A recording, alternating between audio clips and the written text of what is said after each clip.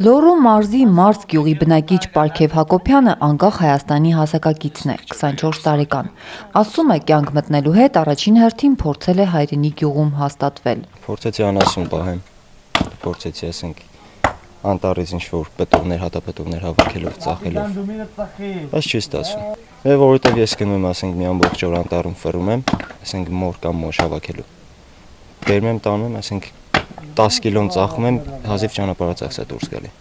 Մարզի միջնակարգ դպրոցն արդեն 2 տարի հիմնանորոգված շենքում է գործում։ 5 տարի առաջ նախկին վարչապետն այցելել է գյուղ, տեսել դպրոցի անմխիթար վիճակն ու խոստացել վերակառուցել։ Այժմ ոչ միայն միջանցքներն ու դասասենյակներն են բարեկարգ, այլև կառուցվել է մարզադահլիճ, ցնցուղներով հանդերձարաններ, ճաշարան, գրադարան եւ դահլիճ։ Մինչդեռ գյուղական համայնքի համար աննախադեպ շքեղ դպրոցի առկայությունն էլ երիտասարդներին չի պահում գյուղում։ Նորեկների թիվը տարեստարի նվազում է։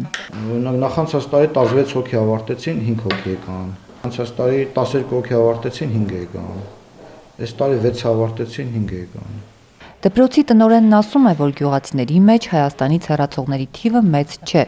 բայց շատերը դեպի քաղաք են ձգտում, հիմնականում Վանաձոր։ Ասում է, զբաղմունք չկա ու գյուղում կյանքը շատ ձանձրալի է, հատկապես երիտասարդի համար։ Մենք 21-րդ դարում ենք ապրում, իսկ 21-րդ դարի բնակիչը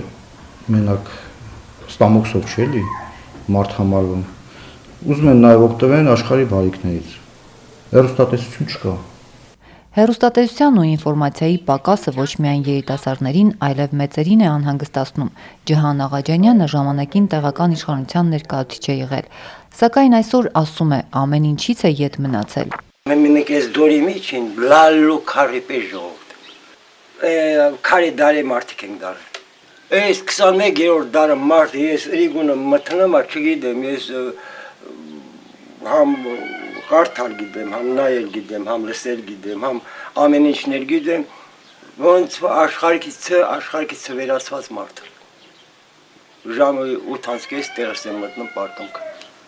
80-ամյա ծերունին հպարտությամբ է ասում, որ թերթ կարդում է առանց ակնոցի, բայց դժգոհում է, կարդալու բան չունի։ Թոշակից թոշակ համագյուղացի փոստատարը լրագրեր է բերում, պարտականություն են դրել, պետք է վաճառի։ Թոշակառուներն էլ աղջկա խաթրը չկոտրելու համար չեն մերժում, թեև գրածը վաղուց արդեն ժամկետ անց է լինում։ Թերթը թոշակից թոշակ 6 ամսեն առաջվա թերթ։ Հասկանում ես ինձ։ Թոշակի հետ տալիս են, շատ վասալային մի թվի եմ տալի։ Փոշտի մեր թոշակ բաժանող են ասում եմ աղջիկ ջան, ինձ օրվա թերթ դու, այդ մի օրն ես տալի, միան օրվա թերթ դու։ Չկա, այդ օրվա թերթներից չեն տալի կամ չեն բերում։ Բայց հին թերթը ինչ թերթ։ Այնա խաչ բարա, մեկ էլ ես մեր Լոռու մարզային մեր ծրագրների թերթերն անցկացած։ Հադեղ չկա, ինքն էլ չիմայ ուղարկել է։ Երկու թոշակառուն ասում ես երկու թերթն էլ վերցրու տար, ինչ տեսան, երկու թերթ էլ առաջ տա դնում։ Անկախ Հայաստանի գյուղերում Երևանից ու քաղաքական անցուդարձից տեղեկանալու միակ միջոցը մնում են առիթից առիթ հյուր եկած քաղաքացի ծանոթ բարեկամները։